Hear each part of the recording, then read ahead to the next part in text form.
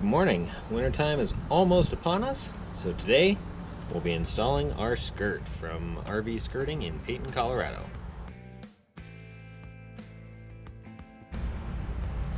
So, RV Skirting, we contracted with them last year to create a tree skirt for us, and it's really sunny, so I'm kind of squinting. But this pile is all the sheeting that's going to hang off the sides, and then the pipes back here are what's going to allow us to kind of hold the skirting down, flat up against the ground. There's nails or spikes really that are going to secure it to the ground, and then from the RV side, these little turnbuckles that are going to allow us to easily attach it cleanly to the side of the RV.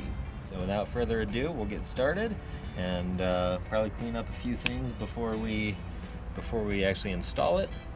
And yeah, we'll see how long this actually takes. They installed it for us last year, so this is my first time installing it myself. Okay, not myself.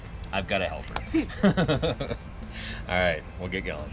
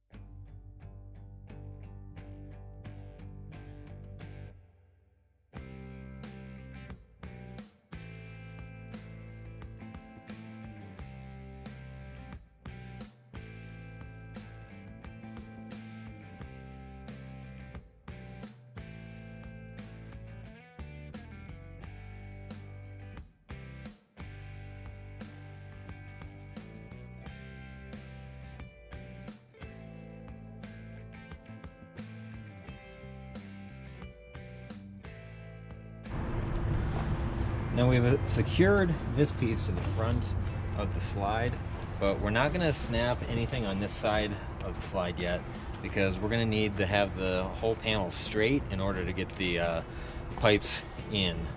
So I guess we'll start putting the pipes in for this right now, and then we'll be able to continue working our way around. Now each of these pipes, when I took them out, I marked them with numbers so that I could tell specifically where or what order they go in. It doesn't necessarily indicate where they go, so we're gonna lay these out and at least figure out what order they're in, and then we'll start assembling them and getting them installed.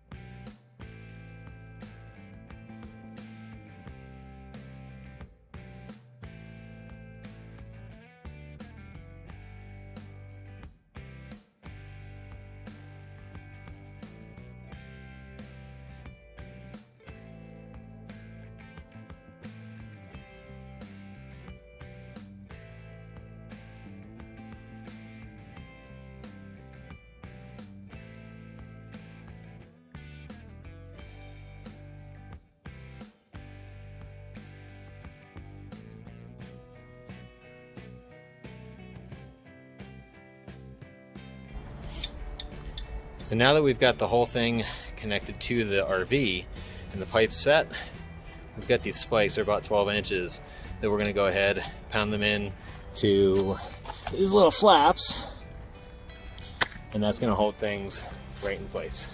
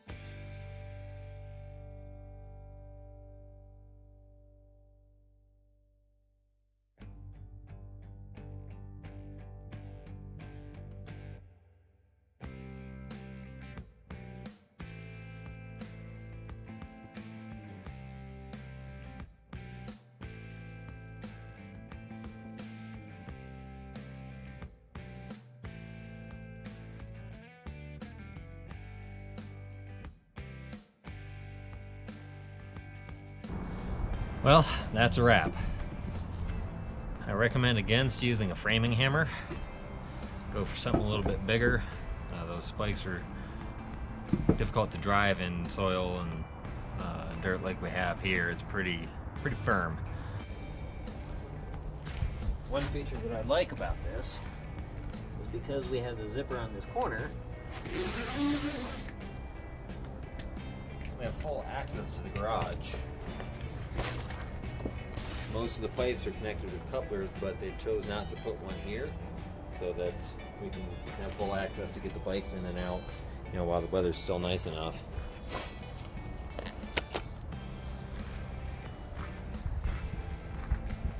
Comes down easy access to the propane, although we're not going to have to worry about that this winter. The basement storage is got a nice cutout, so we can still access that. They've even set it up to where any wind is blocked from the staircase as well. They've got Velcro here and snaps so that they don't stick out too far or anything. Feet don't get caught on them. There's snaps on the sides of the slides, again, so that they don't interfere with the slide seals. I'm on a little bit of a slope here, so it's a little bit looser here than I'd particularly like, but there's not much I can do about that. Otherwise, I'd have had to pull this whole thing like all the way out to here, and that would not have been convenient to walk through.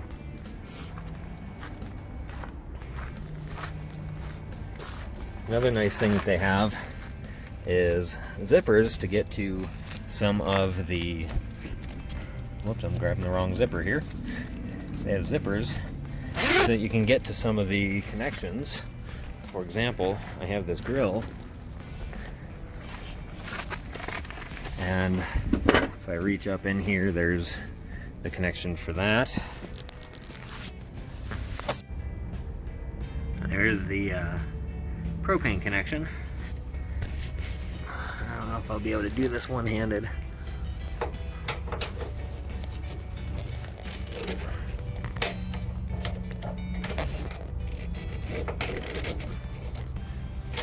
Nope. I've got that connected, and then I can turn that on so I can use the grill. And I can just close it.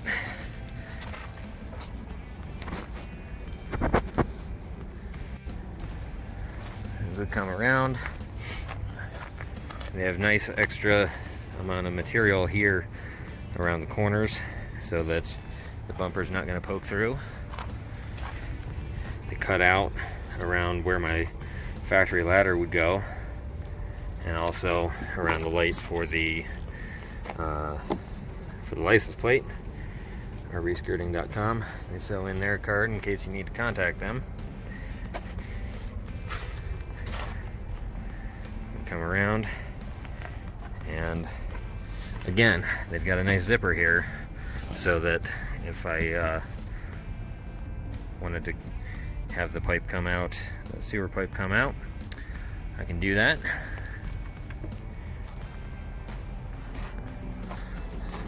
Another detail about the slides is they've got that Velcro, so you can get a nice tight seal there.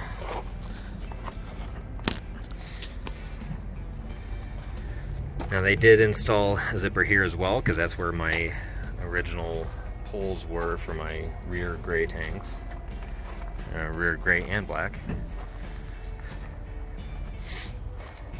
And again, more zippers. So there's the freshwater drain, is why they put that one in, and then this was where the sewer hose came out last time. And everything goes below the furnace and the hot water heater, the other side of the basement storage, and our propane access. Now this side, they did not set up for being able to use like that garage entry. I'm not too worried about that because I'm going to primarily use the other side because it's the door side. And just another winterizing element here, a huge propane tank.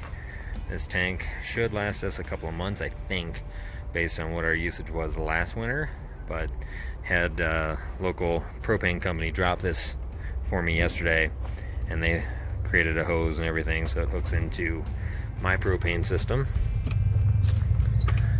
And the connection that they made, so this is their hose and this goes into my regulator. So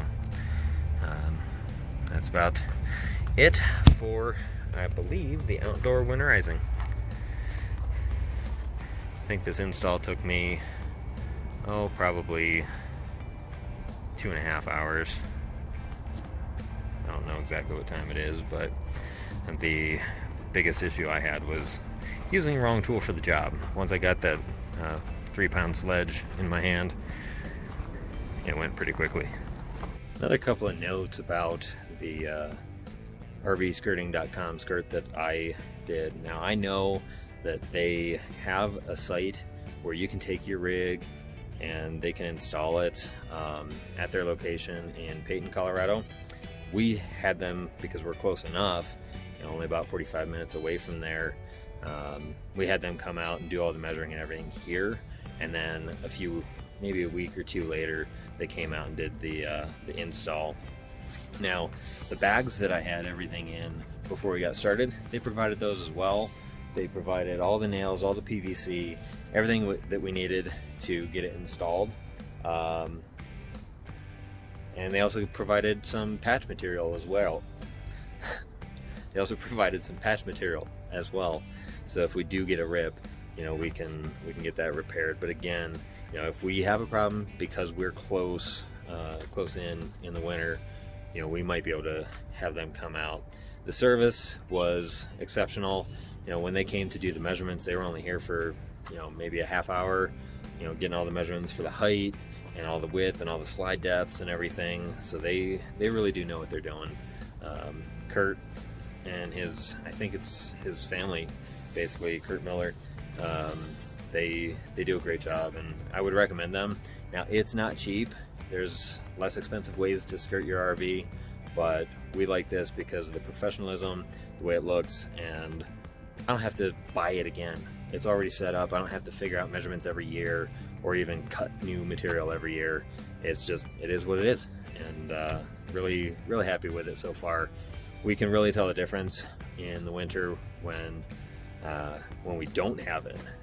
We got it installed in late November of 2018, so we had some cold spells prior to having this in, and the floor comfort, especially in the slides, because they're open to the elements, is significantly more comfortable with the skirting on. So you can choose to skirt however you like, but I would totally recommend taking a look at RVskirting.com for your skirting needs. So thanks for listening to me and kind of watching our process here today. I want to give a special shout out to my son for helping me out. Having a second pair of hands was a really big help. And so thank you to Simon for for that. If you like this kind of video, don't forget to subscribe to my channel. My name is Todd. This is the Alcohol Free RV, and we do mods, repairs, and have adventures along the way. See you next time.